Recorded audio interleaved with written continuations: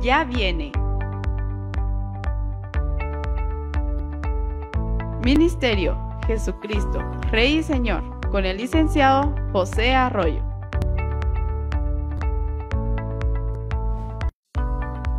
Ya viene. Ministerio Jesucristo, Rey y Señor, con el licenciado José Arroyo.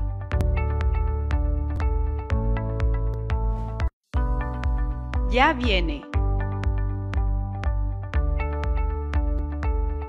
Ministerio Jesucristo, Rey y Señor, con el licenciado José Arroyo.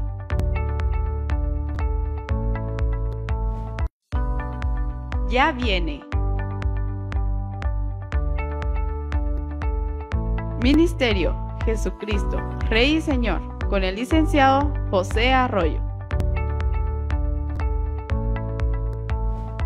Muy buenas tardes, nuevamente es un gran privilegio de parte de Dios poder estar acá frente a estas cámaras de televisión para un programa más del Ministerio Jesucristo, Rey y Señor. Y vamos a orar antes de comenzar pidiendo la guianza de Dios. Padre, en esta tarde te damos infinitas gracias en el nombre de Jesús por este privilegio tan grande de poder leer, estudiar, comentar y además inquirir en tu voluntad a través de las páginas de los versos de tu palabra. Señor, que sea tu Espíritu Santo el que nos dé la sabiduría, la inteligencia y la capacidad, Señor, de cumplir con tu voluntad. Padre, pedimos esto en el maravilloso y poderoso nombre de Jesús. Amén y amén.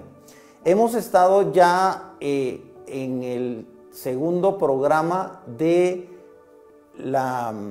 estudio y comentario de dos libros. El libro de Proverbios, que es uno de los libros de Salomón. Recordemos que la misma escritura dice que Salomón escribió 3000 proverbios. Al final del estudio vamos a sumar cuántos proverbios tiene el libro de Proverbios y vamos a saber cuántos proverbios de los 3000 proverbios que él escribió, cuántos hay en las páginas del libro de Proverbios. Y también hemos estado paralelamente analizando el libro de Salmos, que se le atribuye en gran manera al rey David, aunque ya sabemos que solo en un 80-85% del contenido del libro de Salmos se considera que David es el autor, porque hay otros autores de Salmos. Sin embargo, vamos a estudiar los Salmos donde leamos que es un salmo específicamente de David. En la clase anterior nos quedamos a medias, como decimos en Guatemala, del proverbio número 3. Recuerden que habíamos leído del verso 21, que son versos muy interesantes y muy alentadores. Dice Proverbios 3:21, hijo mío, no se aparten estas cosas de tus ojos. Guarda la ley y el consejo, y serán vida a tu alma. Es interesante porque recuerden que cumplir con la ley, cumplir con la palabra de Dios nos acarrea vida, aquí lo está diciendo, y que la paga del pecado es muerte, y toda transgresión a la ley de Dios es un pecado, y la consecuencia del pecado sabemos que es la muerte. A veces no es la muerte inmediata, la muerte física, sino solamente la muerte espiritual. ¿Cuál es esta muerte espiritual? Es la muerte que consiste en que ya no hay comunión con Dios por el pecado. Ustedes saben que es necesario quitar el pecado de en medio para que pueda haber comunión con Dios debido a la santidad de Dios. Y por eso fue que Dios estableció que sin derramamiento de sangre no se hacía remisión o perdón de pecados. Antes de la venida de Cristo, hace 2000 años, el sacrificio de animales, fueran corderos, fueran becerros, inclusive podían ser palominos, ¿verdad? Era para quitar cubrir el pecado del pueblo de Israel. A raíz de que muere Cristo, la sangre de Cristo, dice la Escritura, que nos limpia de todo pecado. Por supuesto que la sangre de Cristo es importante señalar que es propiedad de Cristo. En este caso, la preposición de es muy importante porque es la sangre propiedad de Cristo, porque es la sangre de Cristo. Entonces, esta sangre solo Cristo la puede aplicar. Por eso es que nosotros, ningún ser humano te puede limpiar a ti de pecado, tú mismo no te puedes limpiar a ti mismo de pecado, sino es Cristo el que puede limpiarnos. Y Cristo lo hace a través de su sangre. Bien, dice, entonces cuando nosotros cumplamos, cuando nosotros guardemos la ley y el consejo, dice que serán vida a nuestra alma. Entonces andarás por tu camino confiadamente y tu pie no tropezará. Cuando te acuestes no tendrás temor, sino que te acostarás y tu sueño será grato. No tendrás temor de pavor repentino, ni de la ruina de los impíos cuando viniere. Si se dan cuenta, aquí ya está anunciando que la vida de los impíos, que ustedes saben que los impíos son los opuestos a los píos. ¿Cuáles son los píos? Los píos son los santos. Ahora, nos preguntamos, ¿hay santos actualmente en la tierra? ¿Los santos serán los santos de los que hablan los mormones, que dice que la iglesia de Jesucristo, de los santos de los últimos días? ¿O los santos son, según la Escritura, todos aquellos que se apartan para Dios, que son apartados, que están apartados para Dios? En el momento en el que tú te entregas a Cristo, Dios te aparta, y por así decirlo, la misma Escritura lo dice, que Dios nos sella con el Espíritu Santo como propiedad de Él. Entonces, estos son los santos, y lógicamente los impíos son los no santos, ¿verdad? Los opuestos a los santos, que lógicamente son los que no han sido limpios por la sangre de Cristo, porque, como repito, no han permitido que Cristo les limpie el pecado, y solo la sangre de Cristo puede limpiar este pecado, y solo Cristo puede aplicar su propia sangre, ¿verdad? Porque la sangre de Cristo ya no es, lógicamente, la sangre física que Él derramó en el Calvario, ¿verdad? Que traducido es monte de la calavera, ¿verdad? O sea, a Cristo no lo crucificaron en un hotel 5 estrellas ni 7 estrellas, sino que lo crucificaron en un monte que se llamaba la calavera. Y ustedes han visto seguramente muchas películas en las que aparece que en ese lugar terrible donde estaba la cruz de Cristo y que tenía a los 2 ladrones a los costados, había cadáveres, porque ese era un lugar donde crucificaban a la gente continuamente. Entonces había fosas comunes, había esqueletos, había calaveras. Por eso es que seguramente le pusieron el monte de la calavera. O sea, era un lugar terrible. Dice, no tendrás temor de pavor repentino ni de la ruina de los impíos cuando viniere, porque Jehová será tu confianza y Él preservará tu pie de quedar preso. Si se dan cuenta, está hablando de algo que no es literal, ¿verdad? Porque ya no existen, no estamos en una época de guerra, no existen las trampas, entre comillas, donde tú vas caminando en el bosque y no te das cuenta que hay una trampa escondida y pones el pie y la trampa te aprieta el pie, ¿verdad? Te lo atrapa. Entonces, aquí seguramente se puede dar una interpretación simbólica que se refiere a algún tipo de trampa que tú puedes, de la que tú puedes ser objeto de parte de algún enemigo, ¿verdad? Tú no sabes. Verso 27, no te niegues a hacer el bien a quien es debido. Recuerden que hablamos de esto en la clase anterior. No digas a tu prójimo, anda y vuelve y mañana te daré, cuando tienes contigo que darle. O sea, si nosotros vemos que nuestro prójimo necesita algo, podemos preguntarle, ¿verdad? Dios te puede hacer sentir si tu prójimo realmente es una persona necesitada, o tú lo puedes ver porque tal vez anda mal vestido, tal vez está sucio, tal vez está sudoroso, sobre todo en estos calores actuales, cualquiera puede andar sudoroso, pero el punto es que la gente tiene alguna necesidad y a veces no tienen la confianza de decirte, pero tú puedes ser amistoso, tú puedes portarte amigo, ¿verdad? Y puedes preguntarles, perdone, ya comió, ya almorzó, no quiere un vaso de agua. Recuérdate que aún un vaso de agua que tú ofrezcas dice que tiene recompensa. ¿Cuánto más si te llegan a ti y te cuentan alguna pena y te dicen, mire, fíjese que no tengo para el almuerzo de mi familia, y tú tienes la capacidad y tú les das sin esperar nada a cambio, estás haciendo un bien, ¿verdad? Aquí dice que no debemos decirle a nuestro prójimo, anda y vuelve, sino y que mañana le vamos a dar, o sea, hacerle una promesa falsa de que mañana le vamos a dar, si no sabemos si ese mañana llegará, no sabemos si él volverá mañana o si mañana nosotros tampoco vamos a estar en disposición de darle. Entonces, dice, no te niegues, no digas a tu prójimo que le vas a dar algo mañana cuando tienes contigo que darle. Es ahora, es este momento en el que tú puedes darle y debes darle si es que tienes. No tengas pleito con nadie sin razón, si no te han hecho agravio, no envidies al hombre injusto, ni escojas ninguno de sus caminos. Si se dan cuenta, el hombre justo, ya saben que la justicia consiste en dar a cada uno lo que a cada uno le corresponde. Recuerda que la Escritura dice, no debáis nada a nadie. A Dios le debemos obediencia, le debemos respeto, le debemos también amor, ¿verdad? Porque es uno de los mandamientos más importantes, que debemos amar a Dios. Y a nuestro prójimo también le debemos amor. A nuestros padres les debemos también honra. Porque la Escritura dice que honremos a nuestros padres. Los que tienen la dicha de tener a su padre y a su madre, honrenlos.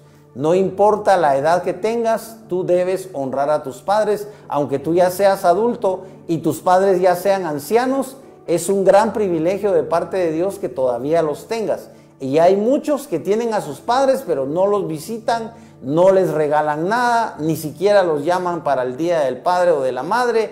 Se han olvidado completamente de ellos, y esto no es correcto, porque tus padres tienen necesidades y tú debes saber si ellos necesitan algo y llevárselos si lo necesitan, o llevarlos al médico o comprarles las medicinas.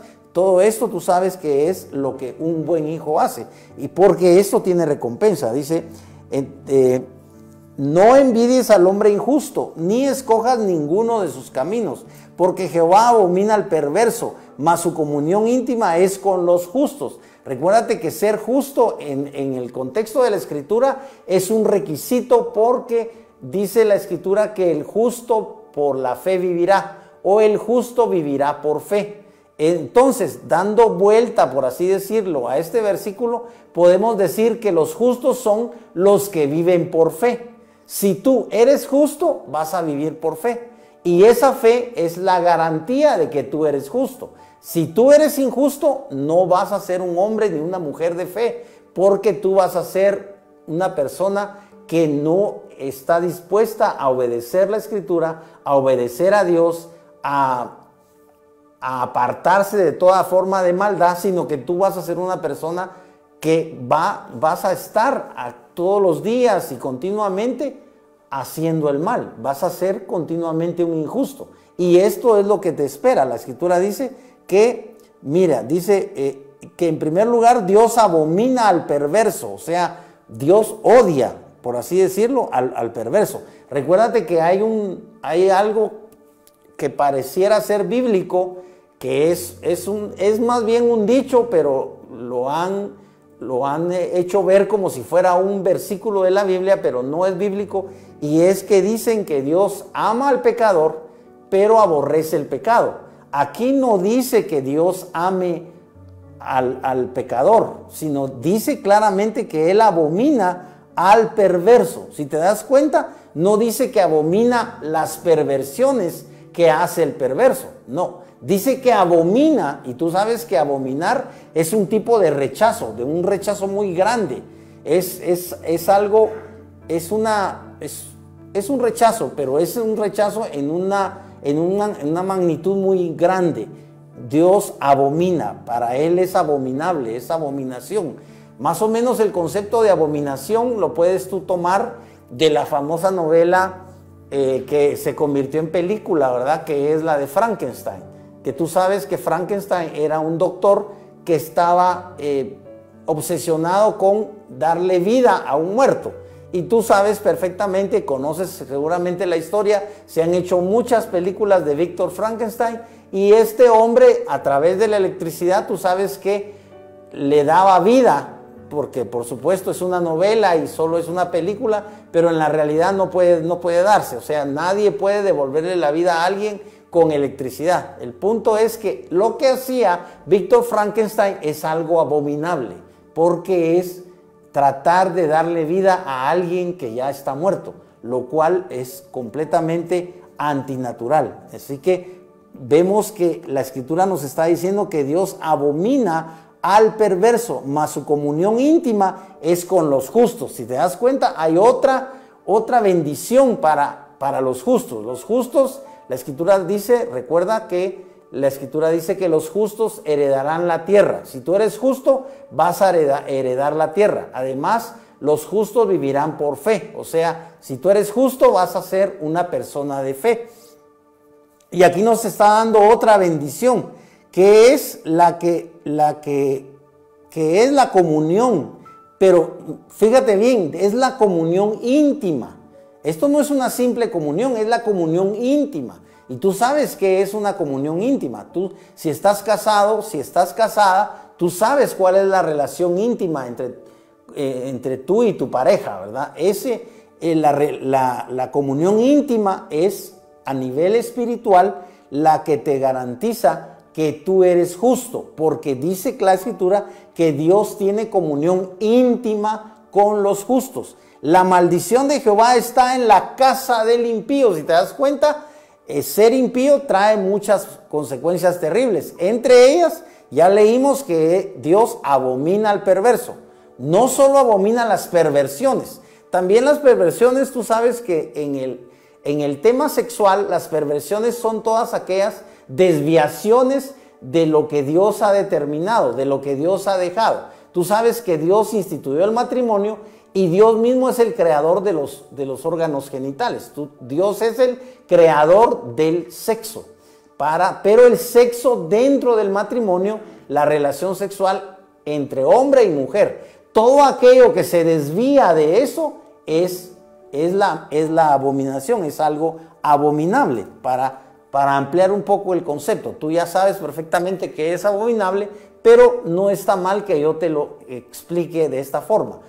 Todas esas perversiones como relaciones entre dos hombres o relaciones entre dos mujeres o relaciones de un hombre con un niño o de un hombre con una niña o una mujer con un niño o una mujer con una niña, todas esas son perversiones. La única relación que Dios establece es dentro del matrimonio entre hombre y mujer y punto.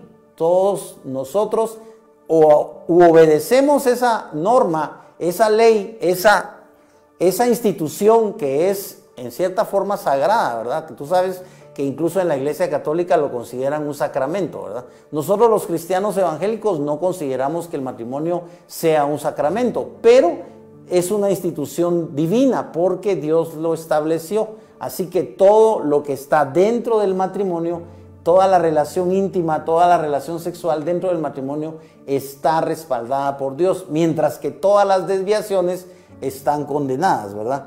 Ahora terminamos aquí diciendo que ciertamente Él escarnecerá a los escarnecedores, o sea, Él se burlará de los que se burlan y a los humildes dará gracia. Si te das cuenta, el proverbio tiene siempre dos direcciones.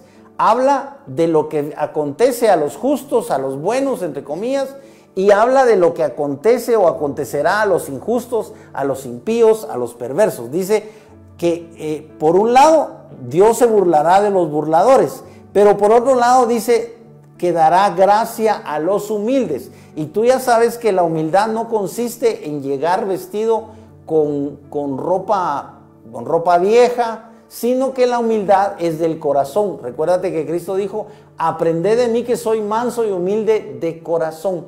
O sea, la humildad no es algo que forzosamente se refleja por fuera. Una persona pobre puede ser pobre y sin embargo no ser humilde.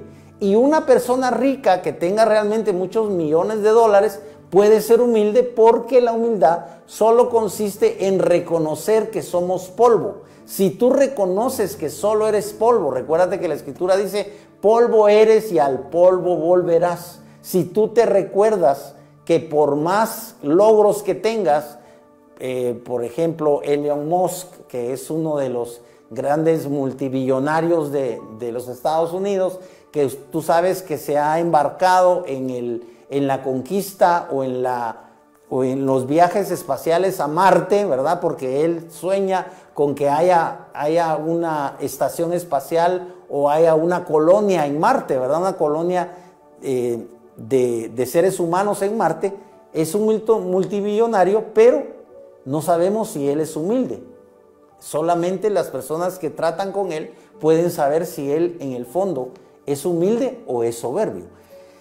En fin, no tiene nada que ver con que tengas mucho dinero o que seas pobre. Dice, los sabios heredarán honra, mas los necios llevarán ignominia.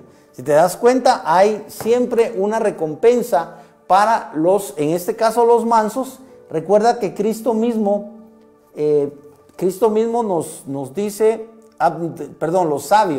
los sabios, Cristo mismo nos dice, no sé cómo se metió la palabra manso, pero en relación a los humildes sí tiene relación, porque Cristo dijo, aprended de mí que soy manso y humilde. Tú sabes que manso no es una persona como actualmente, al menos en el medio guatemalteco, lo relacionan con que una persona mansa es mensa. No tiene nada que ver, porque la mansedumbre sencillamente es que tú controles tu temperamento.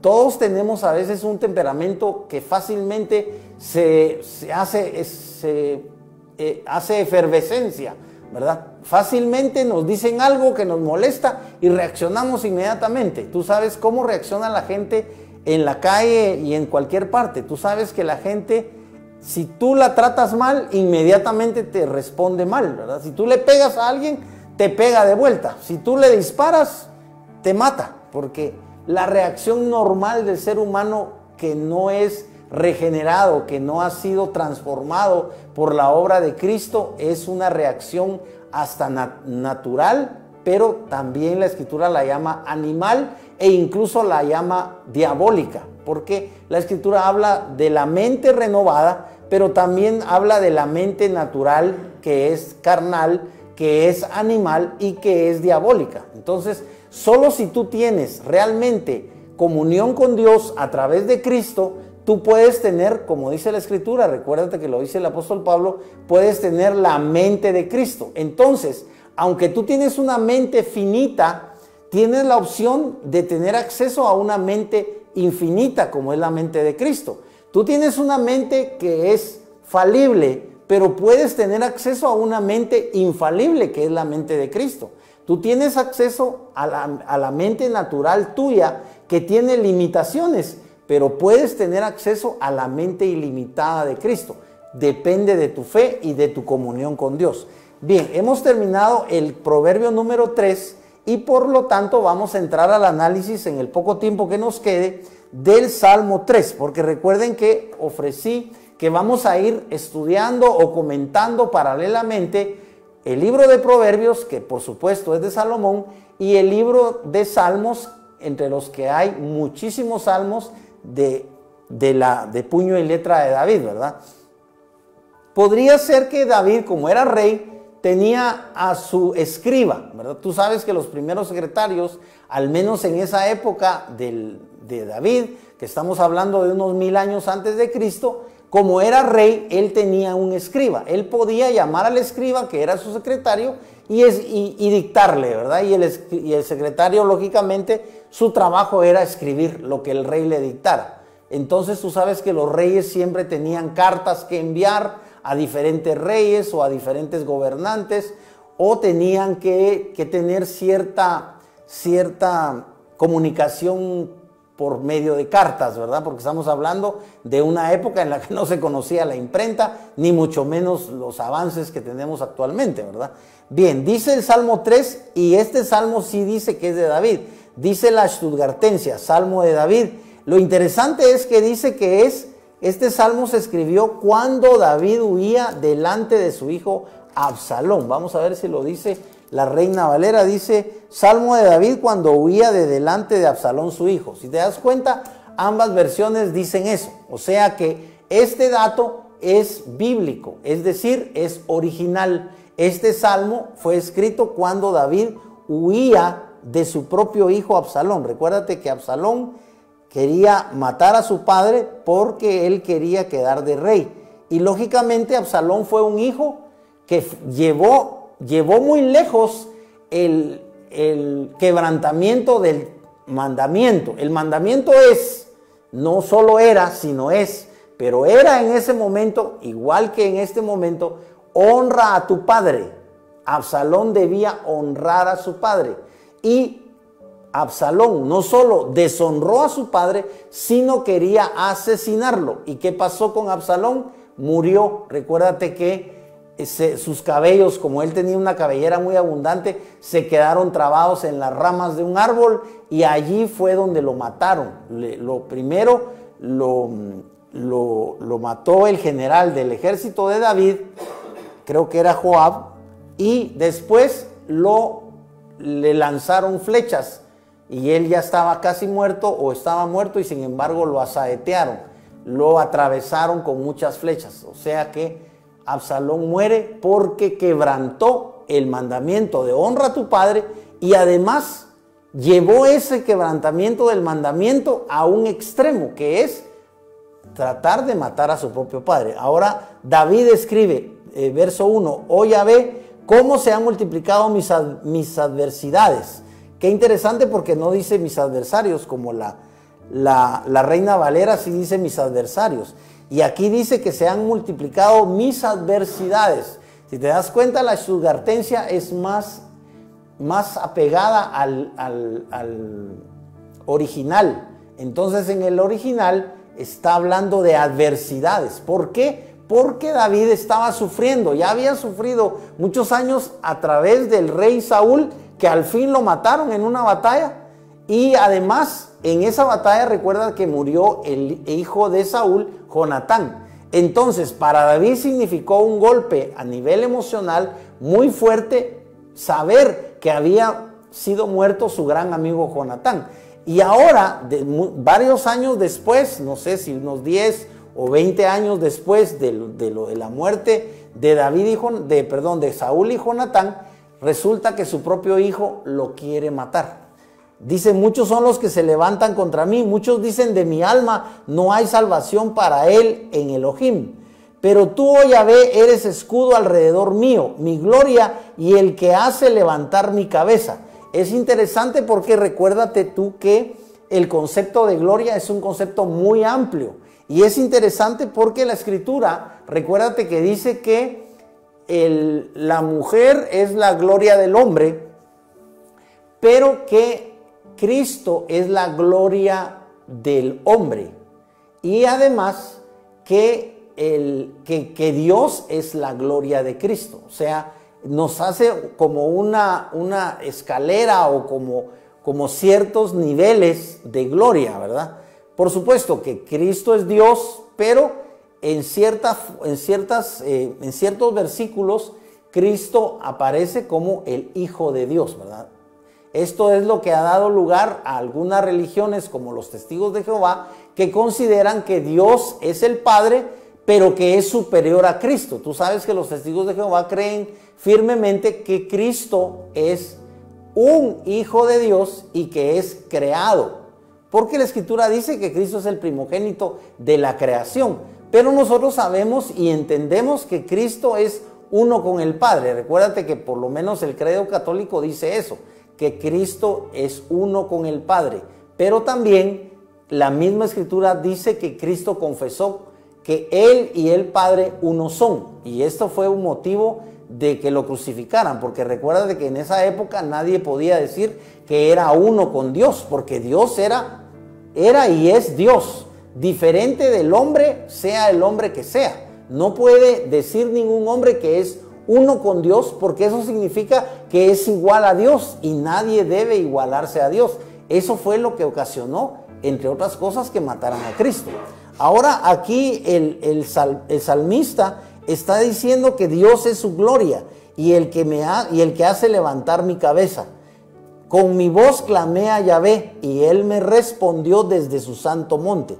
Mira qué interesante, o sea, está haciendo ver como si Dios estuviera en el monte Sinaí. pero sabemos que Dios realmente no habita ningún monte, porque dice que los cielos es donde está el trono de Dios. Los cielos es el lugar donde está el trono de Dios. Entonces, y la tierra, dice la Escritura, es el estrado de sus pies, es donde Dios pone los pies. Pero como Dios es tan grande, la misma tierra le queda pequeña. Dice que Él mide el polvo de la tierra con 3 dedos. O sea, es tan grande Dios que la tierra es pequeñita, porque tú sabes que el universo es de un tamaño exageradamente grande que no se puede decir realmente. Dicen los científicos que son 13.500 millones de años, más o menos le calculan de edad al universo.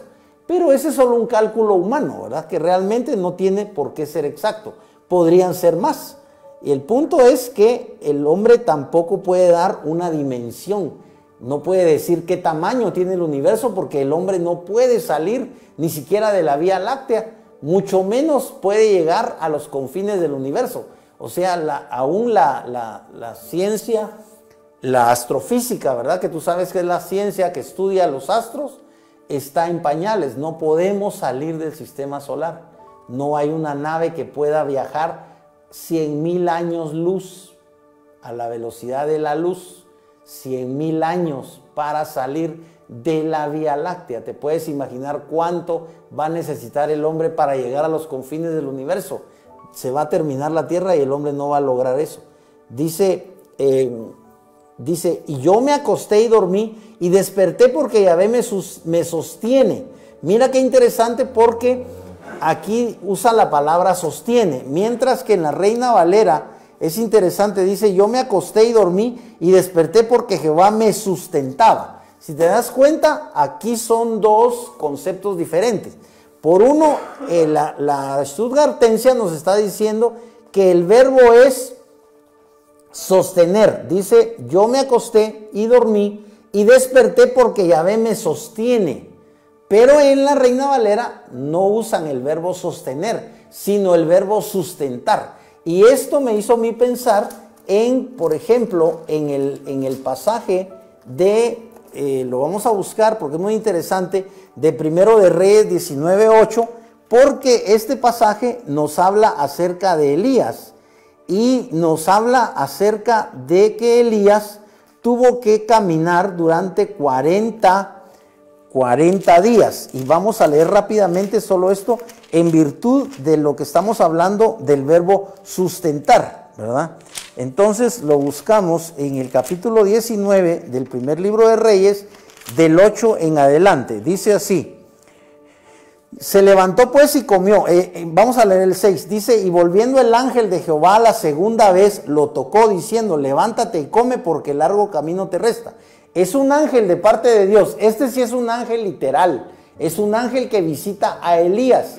Elías está huyendo deprimido y temeroso, porque recuerden que Jezabel lo ha amenazado de muerte. Porque recuerden que Elías peleó contra 400 profetas de Baal y 450 profetas de Acera. Y a raíz de que Elías mata a esos 850 profetas, falsos profetas, viene la sentencia de muerte de parte de Jezabel, que era la reina, y que realmente Jezabel era la que gobernaba, ¿verdad? Incluso gobernaba a su esposo, que era el rey. Realmente ella era la reina, era autoridad sobre el rey, porque el rey no tenía carácter sobre ella. El punto es que a raíz de esta amenaza de muerte, Elías huye, y entonces es la primera vez el ángel lo despierta y le dice que coma. Elías come y se vuelve a dormir. Y esta es la segunda vez en la que el ángel lo despierta. Le dice, y volviendo el ángel de Jehová la segunda vez lo tocó diciendo, levántate y come porque largo camino te resta. Se levantó pues y comió y bebió, y fortalecido por aquella comida caminó 40 días y 40 noches hasta Horeb, el monte de Dios. Solo quería leerte eso porque, si te das cuenta, no sabemos qué tipo de comida era, pero esta comida lo sustentó durante 40 días para caminar. ¿Te puedes imaginar? No sabemos qué tipo de comida. Tal vez ya han inventado algún tipo de vitamina o algo así que tú puedas tomar y que no sientas hambre durante una semana, pero no sabemos. El punto es que aquí está hablando de un tipo de comida que le sirvió para caminar 40 días. Es increíble, o sea, es un milagro. Dice, no temeré, viene lo interesante. Mira el Salmo, cómo nos lo plantea en relación a la confianza que tiene David con Dios. Dice, yo me acosté y dormí y desperté porque Yahvé me sostiene. No temeré a decenas de millares de gente. Aquí usa la palabra decenas de millares. O sea, decenas de millares te está dando la idea de que son varias veces 10. Sin embargo, la Reina Valera, tú sabes que lo traduce de otra forma. Dice, sí, estamos en el Salmo 3, verso 7. Dice, levántate, Jehová, sálvame. No temeré a 10 millares de gentes. 10 millares de gentes. O sea, solo 10,000. Pero acá nos dice, no temeré a decenas de millares. Ya está ampliando el número, ¿verdad? Una decena son 10, pero habla de varias decenas. O sea, pueden ser 4 decenas, que serían 40,000. Pueden ser 6 decenas, 60,000, o pueden ser 9 decenas, 90,000. Mientras que en la Reina Valera solo dice, no temeré a 10,000, porque dice 10 millares. Si te das cuenta, la Stuttgartensia es más precisa, porque David está hablando no de 10,000, sino de 50,000, 60,000, 90,000. ¿Cuántos miles pueden venir contra ti? No temeré a decenas de millares de gente que pongan sitio contra mí. Levántate, oh Yahvé, y sálvame, Dios mío, porque tú eres el que golpea a todos mis enemigos en la mejilla y quebrantas los dientes de los malvados. Si te das cuenta, Dios tarde o temprano, si tú no te entregas a Cristo, si tú no te acercas a Cristo, si no te alejas de Cristo, rechazas a Cristo y tu corazón no es transformado en un corazón de carne. Recuérdate que el corazón que no ha sido regenerado por la obra del Espíritu Santo, por la presencia de Cristo, es un corazón que tiende a endurecerse. Y a veces ese corazón tiene incluso actitudes contra Dios. Entonces es un corazón que no perdona, entre comillas, no perdona a Dios, está peleando con Dios, tiene reproches contra Dios. Incluso tú tienes rencores contra ciertas personas, odio contra ciertas personas, no perdonas a fulano o a sutano, no perdonas a tu papá o a tu mamá o a tu hermano, no perdonas, y ese corazón se va endureciendo de tal forma que tú pierdes por esa dureza de corazón la libertad de poder tener comunión con Dios. Esto es muy importante, porque si tú no permites que Dios cambie tu corazón, como dice la Escritura, en un corazón de carne, un corazón sensible, un corazón que tenga fe, vas a tener un corazón completamente opuesto, un corazón insensible, un corazón incrédulo, un corazón perverso, un corazón que es rencoroso, etc. Dice aquí, la salvación es de Yahvé, sobre tu pueblo sea tu bendición. Es impresionante e impactante todo lo que podemos entender acerca de este salmo. Entonces ahorita tendríamos que entrar paralelamente al estudio del proverbio número 4 en el libro de Proverbios. Lógicamente, vamos a ver si la Stuttgartensia nos permite. Acá estamos todavía en el libro de Salmos. Aquí está, el libro de Proverbios.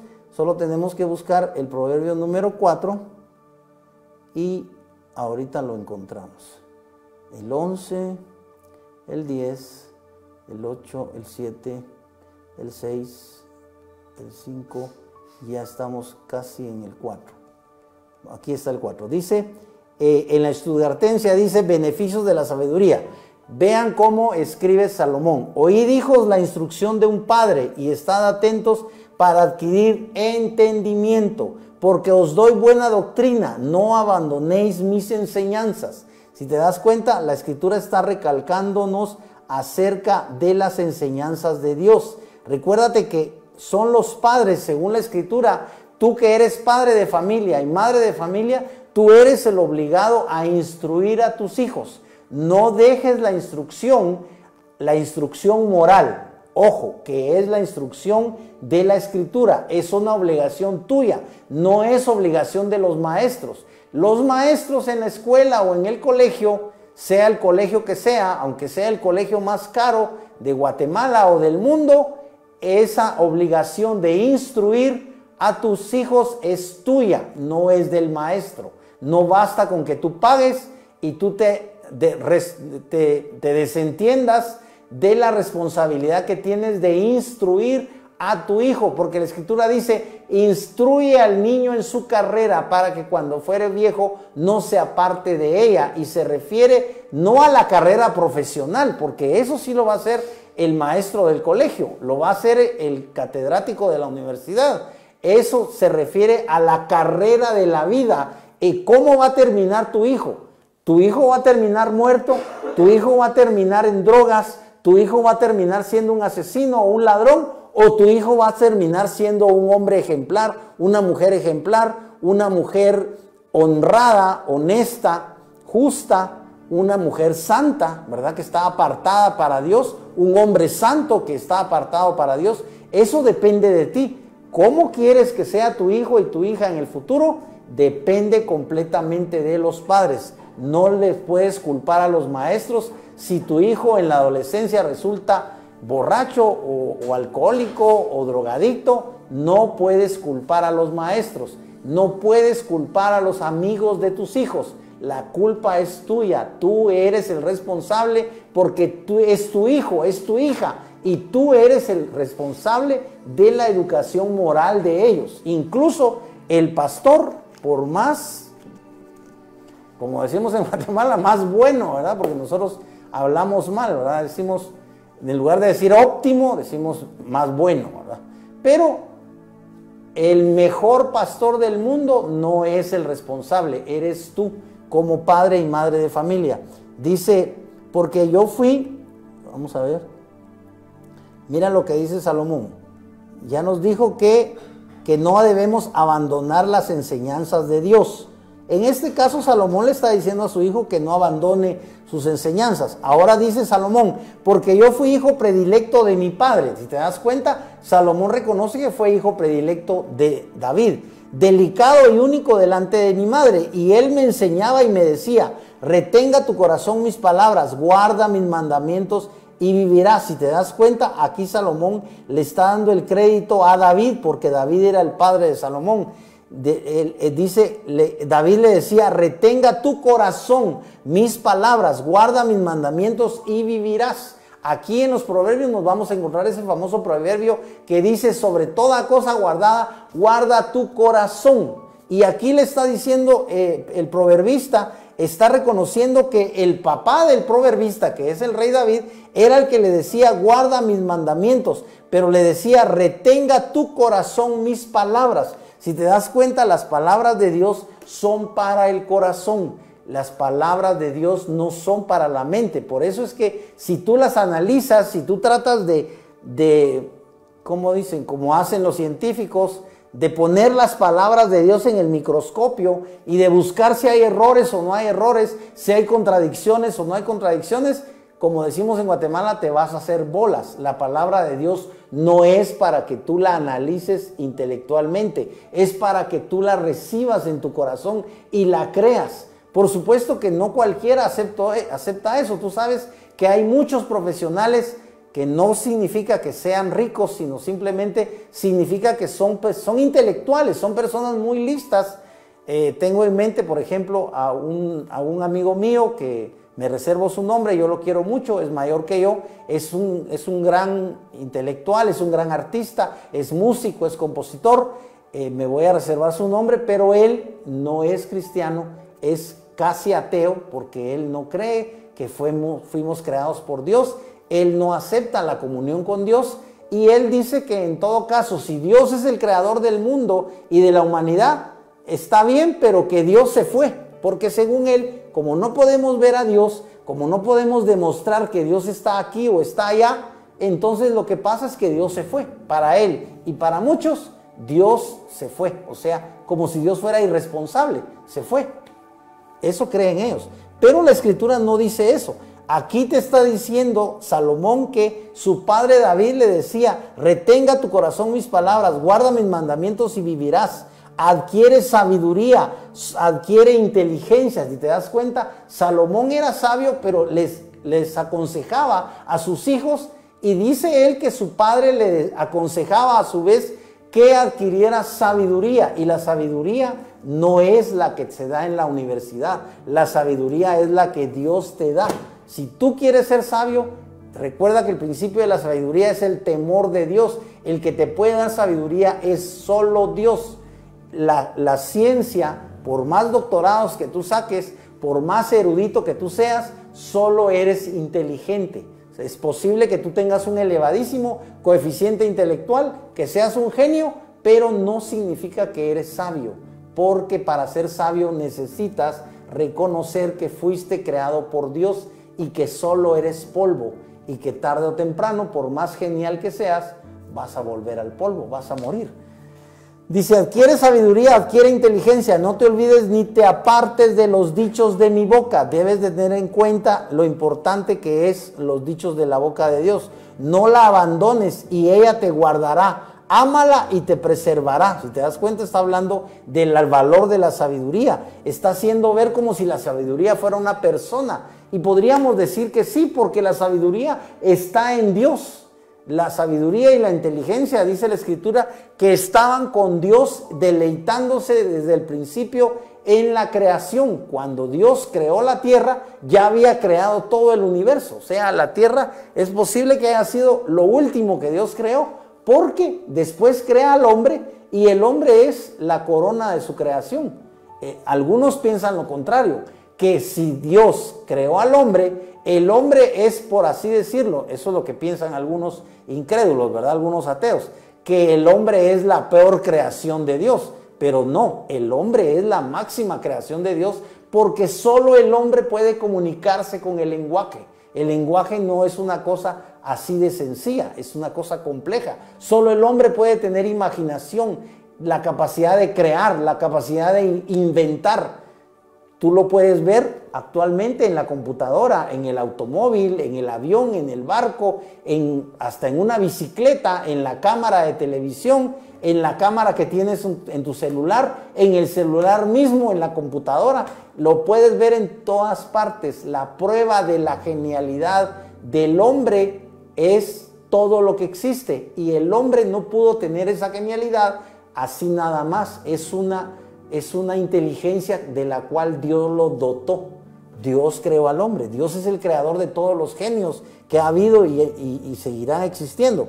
Dice, respecto de la sabiduría, sabiduría ante todo, adquiere sabiduría, y sobre toda posesión tuya adquiere inteligencia. Si te das cuenta, se está refiriendo a un tipo de inteligencia moral, no a un tipo de inteligencia, por así decirlo, práctica, o una inteligencia que se aplique a las artes, como que tú seas un arquitecto o un ingeniero o seas un astrofísico. No, no se refiere a ese tipo de inteligencia. Se refiere a la inteligencia para discernir lo que está mal y apartarte de eso. Porque si tú te das cuenta que esto está mal y de todas formas vas ahí, eres un tonto. Entonces, perdona la palabra, la ofensa, pero si tú estás viendo que ese camino, como la Escritura dice, hay camino que al hombre le parece recto, pero su fin es de muerte. Si tú no tienes inteligencia, vas a ir por un camino cuyo fin es la muerte. Pero si tú eres inteligente y te apartas de ese camino, vas a ir por el camino de la vida. Recuérdate que la Escritura siempre te pone los dos caminos, el camino del bien y el camino del mal. Tú eres el que elige, como eligió Caín. Caín eligió matar a Abel. Nadie le dijo a Caín que matara a Abel. Ni siquiera aparece ahí el momento en el que el diablo le habló al oído a Caín. Dice que Caín decidió matar a su hermano porque le dio celos que la ofrenda de Abel fuera aceptada y la ofrenda de él no fue aceptada. Pero él tenía la opción de preguntar, bueno, entonces mi ofrenda no sirve, ¿cuál es la ofrenda que yo debo presentar? Y entonces Abel le hubiera dicho, mira, lo que tenés que presentar es un cordero. Si querés yo te lo vendo o te lo regalo. Y Caín hubiera podido presentar un cordero y asunto resuelto. Pero Caín no quiso ver todo eso. Caín entró en celos y en odio contra Abel porque Dios había aceptado su ofrenda. Y entró en celos y en odio porque Dios había rechazado la ofrenda de Caín. Desafortunadamente se nos ha ido el tiempo, solo vamos a terminar con un verso más. Dice, engrandécela y ella te engrandecerá. Cuando tú la hayas abrazado, ella te honrará. Es una promesa enorme y más o menos se parece a la promesa que nos hace el profeta Daniel. Recuérdate que dice la escritura que todos los que enseñan la justicia a la multitud resplandecerán como las estrellas a perpetua eternidad. O sea, si tú te conviertes en una persona que en lugar de enseñar cómo ganar dinero, cómo hacerse rico, o si tú enseñas cómo embaucar a otros, cómo se dice, extorsionar a otros, tú puedes enseñar eso, tú tienes la libertad. Tú puedes también enseñar acerca del arte, cómo se compone una canción, cómo se compone una obra musical, cómo se construye un edificio. Tú puedes enseñar sobre el tema que tú quieras, pero la escritura te dice que si tú abrazas la sabiduría, que si tú la engrandeces, dice sobre toda posesión tuya adquiere inteligencia, engrandécela y ella te engrandecerá. Si tú engrandeces a la sabiduría de Dios, si tú engrandeces la sabiduría de la palabra de Dios, ella te engrandecerá. Cuando tú la hayas abrazado, ella te honrará. O sea que si tú buscas la honra de los hombres, haz cosas que los hombres aplaudan. Pero si tú buscas la honra que viene de Dios, haz cosas que a Dios le agradan. ¿Y qué es lo que a Dios le agrada? Que tú hables acerca de su palabra, que tú hables de Cristo, que tú hables del Espíritu Santo bendito, que tú hables acerca de lo que está contenido en la Escritura, y tú verás que la Escritura no oculta nada. La Escritura dice, revela que David mandó matar a Urías, el esposo de Betsabé, y adulteró con Betsabé. La Escritura no oculta nada, como te lo estaba diciendo con Caín, ¿verdad? Desafortunadamente se nos ha ido el tiempo. Vamos a dar gracias en esta tarde. Padre, te damos infinitas gracias por esta palabra. Señor, en el nombre de Jesús oramos para que los televidentes sean bendecidos por esta palabra. Señor, oramos para que la presencia de tu Espíritu Santo pueda ir a los hogares de mis hermanos, a los hogares de los televidentes, y pueda revelar allí a cada corazón, Señor, a la persona divina de Jesucristo. Padre, en el nombre de Jesús, que todos aquellos que no se han entregado a Cristo, esta tarde puedan abrir su corazón al sentirse tocados por este mensaje, Señor, por el mensaje del Evangelio, que consiste en recordarles que Cristo murió en la cruz del Calvario y derramó su sangre preciosa por todos nosotros, pero que hay salvación en la fe en Cristo, porque tu palabra dice que el que en Él cree no es condenado, mas el que no ha creído ya ha sido condenado.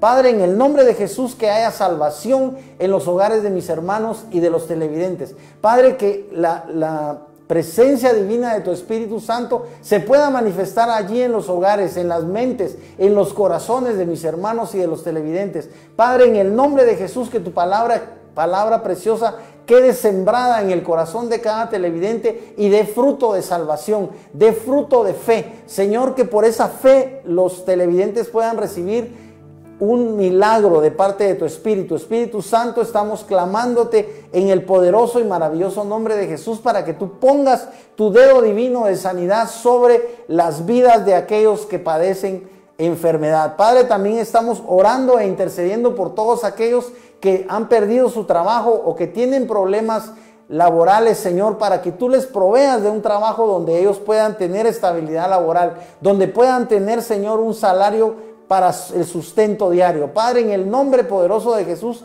yo oro por todos aquellos que están atribulados, que están tristes, que están deprimidos porque no tienen trabajo y porque necesitan, lógicamente, el sustento diario. Padre, en el nombre de Jesús, provee milagrosamente, Señor, trabajos para aquellos que no los tienen. Provee, Señor, de la provisión diaria para aquellos que no tienen ni siquiera qué comer. Padre, en el nombre poderoso de Jesús, que aquellos que no tienen semilla para sembrar, que puedan sembrar, Señor, con la semilla que tú les vas a dar. Padre, pero sobre todo que ellos busquen, al igual que Cristo nos hizo ver, que busquen primero el reino tuyo. Padre, como Cristo dijo, buscad primeramente el reino de Dios y su justicia, y todas las cosas serán añadidas. Padre, te damos infinitas gracias por tu palabra, en el nombre poderoso de Jesús. Amén y amén.